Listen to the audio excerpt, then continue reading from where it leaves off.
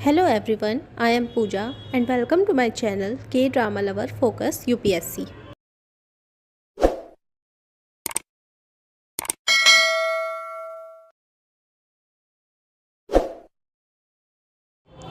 आज हम देखेंगे MPPCS मेंस का क्वेश्चन।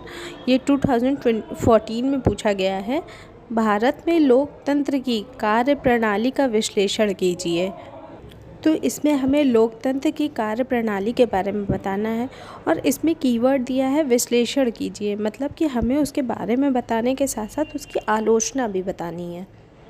तो इसकी स्टार्टिंग हम ऐसे कर सकते हैं कि संविधान की प्रस्तावना में भारत की एक लोकतांत्रिक राज्य व्यवस्था की परिकल्पना की गई है। यह प्रचलित संप्रभुता के सिद्धांत पर आधारित है, अर्थात सर्वोच्च शक्ति जनता के हाथ में है।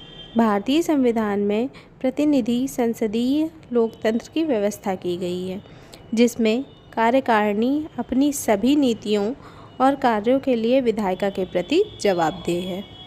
फिर पैराग्राफ चेंज करके हम लिख सकते हैं, वयस्क मताधिकार, सामयिक चुनाव, कानून की सर्वोच्चता, न्यायपालिका की स्वतंत्रता व भेदभाव का अभाव भारतीय राज्य व्यवस्था के लोकतांत्रिक लक्षण के स्वरूप हैं।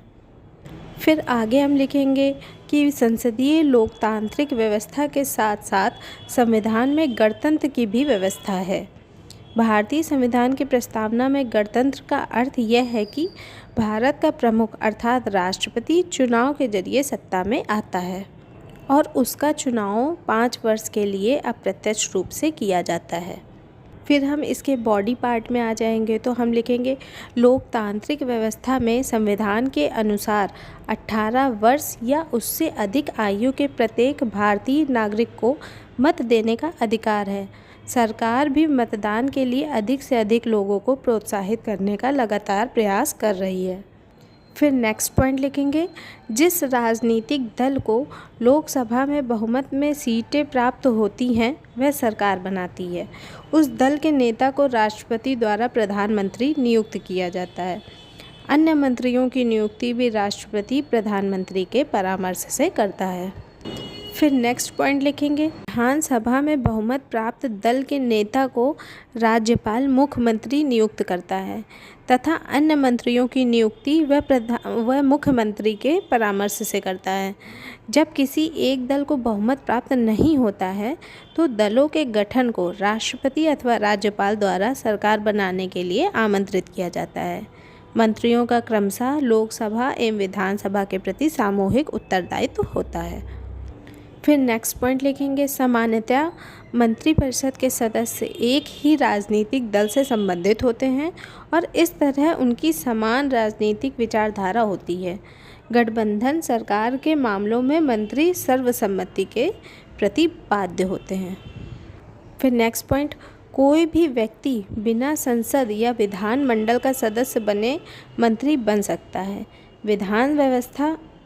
संविधान व्यवस्था करता है कि यदि कोई व्यक्ति जो संसद या विधान मंडल का सदस्य नहीं है और मंत्री बनता है तो उसे 6 माह के अंदर संसद या विधान मंडल का सदस्य बनना होगा, अन्यथा उसे अपने पद से त्यागपत्र देना होगा। तो इसका मतलब यह है कि हमें 6 महीने के अंदर अपना स्थान बना लेना है संसद या विधानमंडल में उसका सदस्य बनकर। फिर नेक्स्ट पॉइंट लिखेंगे कि सरकार की व्यवस्था में केंद्र में प्रधानमंत्री तथा राज्य में मुख्यमंत्री नेतृत्वकर्ता की भूमिका निभाता है। लोकसभा को प्रधानमंत्री की सिफारिश पर राष्ट्रपति द्वारा, विधानसभा को मुख्यमंत्री की सिफारिश पर राज्यपाल द्वारा विघटित किया जा सकता है। मंत्री गोपनीयता के सिद्धांत पर काम करते हैं और अपनी कार्यवाही, नीतियों और निर्णयों की सूचना नहीं दे सकते। अपना पद ग्रहण करने से पूर्व वे गोपनीयता की शपथ लेते हैं। फिर हम बात करेंगे इसकी आलोचना की। तो आलोचना में हम लिख सकते हैं कि लोकतांत्रिक व्यवस्था में इसकी कोई गारंटी नहीं होती है कि कोई सरकार अपना कार्यकाल पूरा करेगी या नहीं।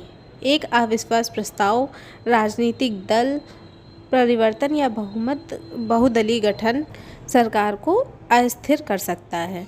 कार्यकाल की अवधि 5 वर्ष ही होने के कारण दीर्घकालिक नीतियाँ लागू नहीं हो पाती हैं।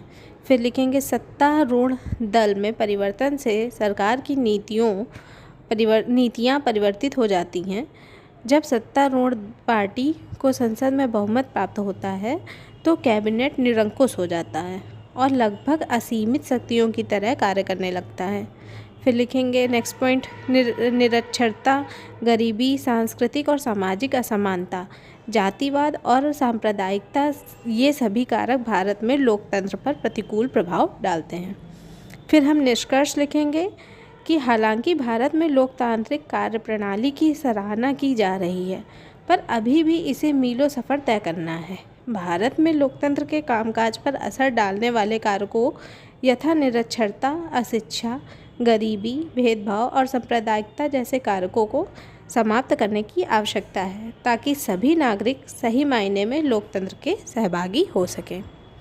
तो आप लोग इसके नोट्स बना सकते हैं और MPPCS मेंस में अच्छे मार्क्स ला सकते हैं।